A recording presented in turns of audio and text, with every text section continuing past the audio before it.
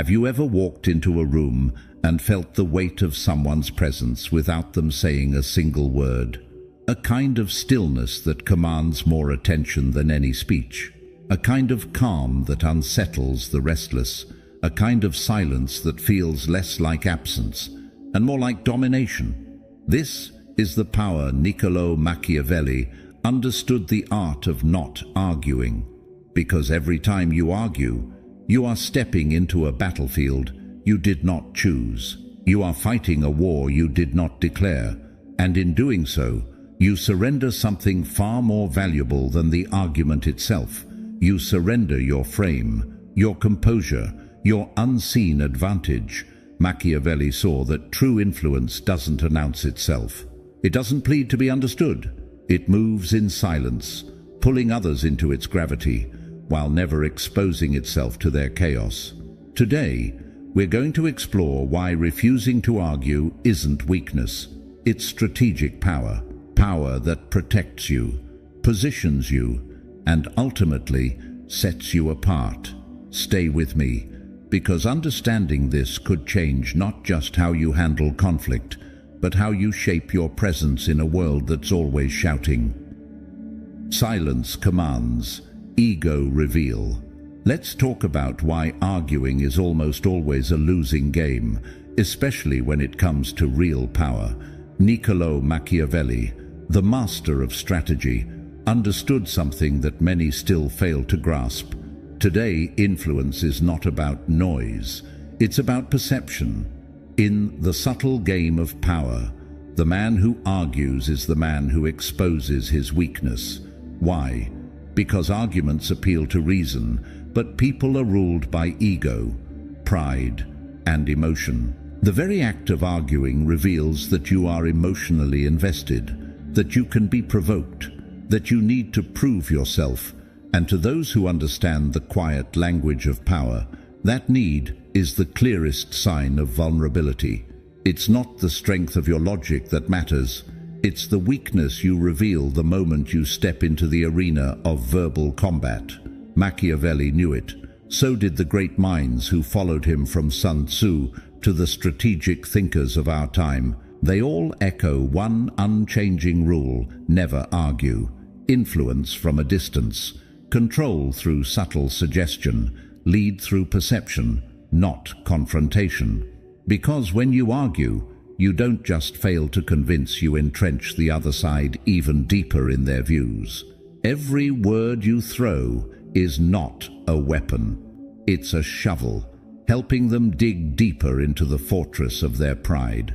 Understand this: the more you try to change someone's mind through direct confrontation, the more they resist, not because your arguments are wrong, but because their ego has now been challenged, and ego will always fight harder than logic. Arguing creates enemies. Arguing creates bitterness. Arguing makes you look small, reactive, and easily disturbed. But silence creates mystery, and mystery is power. When you remain unmoved, when you refuse to step into the emotional mud pit others invite you into, you signal something far greater: that you are above the petty need for validation, that you cannot be baited, that your peace is sovereign. This is why the powerful do not explain themselves. They influence through presence, not persuasion. They plant ideas like seeds, not hammers. They move others without ever raising their voices. Machiavelli understood, and the Stoics reinforced, that true command comes from restraint, not reaction. In the grand chessboard of life, the one who stays silent forces others to play their moves blindly, and that blindness is your greatest advantage. At the end of the day, the man who masters his tongue masters his destiny, because silence speaks volumes where arguments only expose the cracks. Arguments feed ego. Silence builds power. Let's talk about the hidden cost of arguing, a cost that Niccolo Machiavelli and even the Stoic philosophers understood with piercing clarity. The very moment you argue with someone, you are stepping into their world. You are acknowledging their frame, their narrative, their emotional bait. And no matter how logically sound you are, the instant you engage, you have already lost something far greater than the argument. You have surrendered the mystery that once protected you. When you argue, you reveal your boundaries. You show where your patience thins, where your ego flares, where your calm is breached. And even if you win, you have lowered yourself into the arena of emotional warfare, a place where perception always outweighs logic. The man who refuses to argue, on the other hand, becomes a fortress without doors, unreadable, unshaken, unreachable. Machiavelli, like the Stoics before him, knew that true strength is not in being the loudest voice, but in being the most untouchable presence. Silence, when used wisely, is not passivity, it is a mirror. It forces the other person to wrestle with their own words, their own pride, their own thirst for validation, and in that void, they crumble. Because most people do not seek truth when they argue, they seek control. They seek to pull you into their chaos and measure their strength against yours. But when you refuse to step forward, when you remain unmoved, they are left swinging at shadows, exhausting themselves against a presence they cannot shake. Understand, this power does not come from having the last word. Power comes from needing no word at all. The man who speaks little but sees much holds an advantage that cannot be seized, because no one knows where he stands, how he feels, or what he will do next. He becomes a question no one can answer, a problem no one can solve. And that mystery, that carefully guarded silence, is an armor stronger than any argument ever forged. At the end of the day, the one who does not argue is not defeated, not exposed, not weakened. He simply remains, unshaken and in command, while others waste their strength trying to provoke a ghost. Silence protects power. Let's talk about why silence is one of the most strategic shields you can ever wield. A truth that Niccolo Machiavelli and the ancient Stoics alike understood at the deepest level. In The Prince, Machiavelli advised rulers to appear merciful, faithful, humane, upright, and religious, but to be prepared to do the opposite when the winds demanded it. Why? Because appearance is a weapon, and argument is often the slip that exposes it. To argue is to lower the mask. It reveals emotion, insecurity, bias. It invites dissection, opens weaknesses, and lays bare vulnerabilities that enemies can exploit in courtrooms, in negotiations, in politics, in the delicate currents of human relationships. Those who truly hold power rarely, if ever, argue. They make statements, they leave hints, they suggest, and more often than not, they let the silence stretch longer than the noise ever could. Because words, no matter how carefully chosen, can be twisted, reinterpreted, turned against you. But silence is untouchable. It leaves nothing for the opponent to seize, nothing for resentment to sharpen its claws upon. Machiavelli understood a deeper human truth. People may forget your exact words, but they will never forget how you made them feel. An argument might grant you victory and logic, but it also leaves the other party feeling humiliated, cornered, resentful. And resentment does not die quietly. It festers, it plots, it grows into rebellion. In leadership, this truth is even sharper. The manager who argues with his team erodes authority. The executive who defends every decision breeds doubt.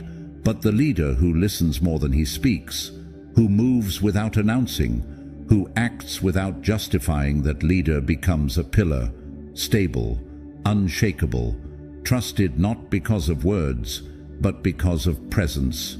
Look closely at the greatest diplomats. the most effective negotiators, the generals who changed the tides of history. They did not waste their strength arguing. They maneuvered, they observed, they allowed others to spend their energy explaining, justifying, reacting, while they remained composed, patient, silently gathering leverage. And when they moved with precision, not passion. They understood that in the true game of influence, the loudest man is never the most powerful. The most powerful is the one you cannot read, the one who makes no promises but commands loyalty without asking. At the end of the day, your silence is not emptiness. It is your strongest position, your highest form of discipline, and the invisible hand that shapes outcomes without ever exposing itself to attack. Silence outsmarts chaos. Let's talk about why silence, not argument, is the true language of power, and why Niccolo Machiavelli and the Stoics alike knew that mastering your emotions was the first step to mastering outcomes. When you argue, when you rush to defend yourself, to be understood, to prove a point, you are unconsciously revealing a truth far deeper than your words. You are pleading. You are saying, "Please, see it my way." But why should you need that? Why must your truth be shouted from the rooftops if it is truly unshakable? Marcus Aurelius, the great Roman emperor and Stoic, would have smiled at this lesson. He wrote, "Waste no more time arguing what a good man should be. Be one." And Machiavelli, centuries later, stripped it of its moral framework and showed it as pure strategy. If your position is strong, you don't argue, you act. You don't defend, you demonstrate. True power needs no validation, no applause, no emotional sparring match to confirm its worth. It simply is. Arguing, then, becomes a covert form of insecurity. It is the fear that without explanation, you will be dismissed. It is the desperation to anchor your worth in the shifting opinions of others. But the man who holds real power knows better. He understands that approval is a fleeting currency, and that true influence flows not from being understood, but from being unmoved. The most composed man is not feared because he is aggressive. He is feared because he is immune. You cannot bait him. You cannot provoke him into foolish exposure. He does not seek to win the room. He becomes the room. Machiavelli's brilliance was not in inventing human nature. It was in laying it bare, in showing how strategy, not sentiment, moves the world. And when it came to argument, he was ruthless in his clarity. Persuasion is for the powerless. Influence belongs to the strategic. Because the moment you argue, you abandon the position of command. You step into their arena, under their rules, dancing to the rhythm they set. But when you remain silent, when you observe, when you withhold, you stay above the chaos. You let others exhaust themselves while you conserve your force for the moment that matters. In modern life, you see this everywhere. In business, the man who argues in meetings or fires off long emotional emails reveals his attachment to the outcome, and thus his leverage weakens. But the one who listens carefully, who nods strategically, who speaks only when it shifts the entire room, he commands silent respect. He is not remembered for the noise he made, but for the precision he delivered. In relationships, argument turns affection into rivalry, love into territory to be defended. Every word becomes ammunition, every silence a battlefield. But the one who refuses to argue, who instead withdraws, recalibrates, and lets action speak, wins not through domination, but through emotional mastery. Control is never about overpowering another. It's about mastering yourself so fully that no one else's chaos can draw you into their storm. In public life, you see the same pattern unfold. The person who argues on social media, who defends every slight, who wrestles every insult they become predictable, diminished, a figure of reaction rather than authority, but the one who holds their tongue, who lets critics shout into the void, who lets time, truth, and action be their defense. That person becomes untouchable. They cultivate mystery, the rarest form of power. As Robert Greene reminds us, mystique is not an accident, it is a weapon. You must see the deeper pattern when someone tries to argue with you. They are not just debating ideas, they are baiting you into a frame, into an emotional quicksand where you lose your footing and your clarity. If you step in, you have already lost, because now they control the tone, the tempo, and the terrain. But if you stay silent, if you observe with a calm mind, if you let their need to be right expose their weakness, you win without a struggle. Machiavelli did not waste energy on fairness. He cared about results. And in the realm of results, arguments are disastrous. They escalate small tensions into long wars. They harden opposition instead of softening it. They create enemies out of people who might have been neutral. Worst of all, they expose your emotional landscape to public view, giving others the keys to your reactions. So what do? Instead, you observe, you listen, you absorb everything but reveal nothing. You measure the terrain with patience, and when the time is right, you act not with explanation, not with argument, but with finality. You move cleanly, silently, without fanfare. You let others fill the air with noise. You let them wear themselves down with their need to be seen, to be right, to be validated. You, meanwhile, remain a fortress of stillness, calm, composed, centered. And when you finally do speak, when you finally choose to move, your words are not thrown into the battle like arrows. They fall like a hammer, precise, final, undeniable, not to debate, not to convince, but to end the conversation before it ever truly begins. This is the ultimate Machiavellian move. This is the Stoic's discipline: to refuse to argue, to speak only when it matters, to let silence speak louder than anger ever could, because silence cannot be twisted, it cannot be quoted against you, it cannot be defeated. It floats above the chaos, untouched by the desperate need of others to be understood. At the end of the day, the man who understands this truth knows that his greatest weapon is not his argument, it is his indifference.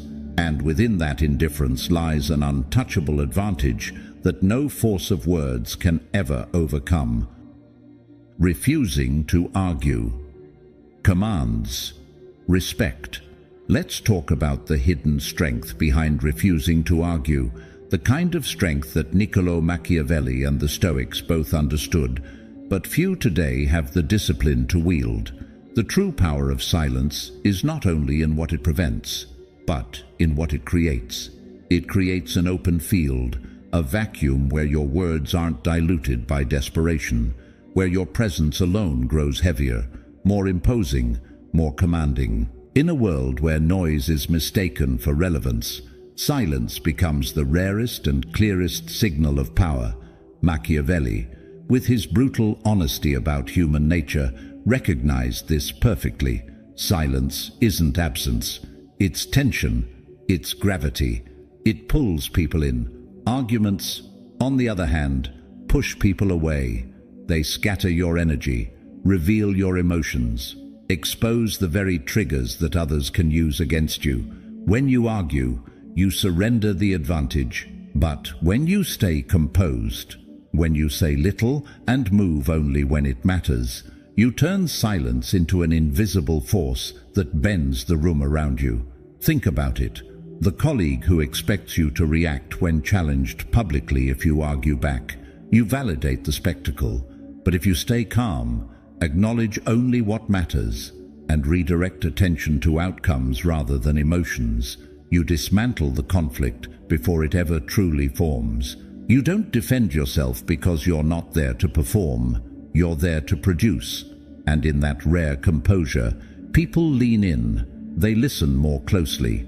They begin to respect you, not for what you argue, but for what you refuse to explain. Or consider the emotional partner who lashes out, seeking to bait you into a storm. If you meet that storm with your own fury, you lose. You lose your frame, your peace, your strength. But if you stay grounded, speak only when needed, or simply say nothing until the chaos burns itself out, you remain sovereign. You don't win by overpowering their emotion. You win by refusing to be dragged into it. Even in the modern battleground of social media, the public coliseum of instant arguments, the same principle applies. The moment you start defending yourself against petty criticisms, you hand over your authority. You trade your presence for participation. And Machiavelli would remind you, those who must explain themselves have already lost standing in the eyes of the crowd. Silence, in this arena, is not weakness, it's filtration. It separates what deserves your energy from what doesn't. It turns provocation into white noise. But why is it so hard? Because ego whispers in our ear. The ego demands to be right. It demands to be seen. It demands to be the last voice in the room. And when we listen to it, we are pulled into fights that are beneath us, arguments that do not elevate, but diminish. A Machiavellian mind, however, does not feed the ego. It uses the ego of others. It watches carefully as others expose their insecurities, their impatience, their need to be validated, all while it remains untouched. Observing, because every argument you avoid gives you priceless information. The more they speak, the more they reveal their intentions, their weaknesses, their blind spots, and the more you stay silent, the more you remain the unknown quantity, and the unknown is what people fear the most. Not because you are hiding something, but because you have mastered what they cannot even control within themselves. Here's the paradox. The man who refuses to argue often ends up having the most persuasive power. Why? Because silence cannot be debated. Silence cannot be refuted. A man who doesn't argue isn't submitting. He's observing, calculating, choosing. His words, when they finally come, are few but heavy, cutting through the noise with precision. His silence isn't retreat. It's artillery held in reserve, ready to strike when it matters most. And Machiavelli understood an even darker truth. When you argue, you are teaching your opponent how to manipulate you. Every defense you make, every emotional slip you show, gives them insight into your psychology. What you value, what you fear, what provokes you. In their hands, this becomes a weapon. But if they can't provoke you, if your calm remains intact despite their provocations, you deny them their greatest advantage. You become unreadable, and the unreadable man is the most dangerous man in any room. This doesn't mean you never speak. It means you only speak when the words serve a strategic purpose. The Machiavellian mind is not reactive. It is selective, and through that selectivity, it commands a level of respect that cannot be begged or demanded. It must be felt. Look at how this unfolds in real life. In personal conflicts, when people throw accusations hoping to pull you into the mud, your calmness becomes their frustration. In debates, when others hurl attacks, and you respond not with defense but with clarity or silence, you control the room. In leadership, when a crisis sparks panic, the leader who doesn't over-explain but moves decisively without fanfare becomes the pillar others lean on. This is not theoretical. This is how real influence is built. Even in war, Sun Tzu knew the supreme art of war is to subdue the enemy without fighting, to win without argument, To defeat chaos not by matching it, but by transcending it. This is Machiavellian warfare at its finest, psychological dominance without emotional expenditure. So how do you apply this in everyday life when challenged? Pause, breathe, let the tension rise without you needing to release it. Respond, if necessary, with calm, finite phrases like, "You're entitled to your view," or simply say nothing at all. Let them wonder, let them doubt, let them speak themselves into exhaustion. In digital spaces, don't engage unless the conversation serves your long-term vision. You don't owe energy to every critic, every comment, every provocation. Silence is not a sign of defeat. It's a deliberate filter, keeping you on mission while others drown in noise. In relationships, refuse to match emotional outbursts. Refuse to explain yourself when attacked unjustly. Instead, slow everything down. Create space. Choose your response, not from emotion, but from command. And in business, don't defend, deliver. Let results be your argument. Let your success, your execution, your proof be the loudest voice in the room. Because here is the final, undeniable truth. You don't need to win arguments when you have already won yourself. When your confidence is internal, not external. When your peace is anchored inside you, not hanging on the approval of strangers. When your sense of value is so deeply rooted that no insult can uproot it. That kind of man, the one who doesn't flinch when provoked, doesn't chase applause, doesn't argue to be seen, he doesn't need to demand respect. His very stillness commands it. At the end of the day, the greatest displays of power are not found in shouting matches, but in the man who can sit quietly, unmoved, unprovoked, undefeated, while the world shouts around him. The man who refuses to argue wins battles most never even see. He leads not by demanding attention, but by moving with quiet certainty.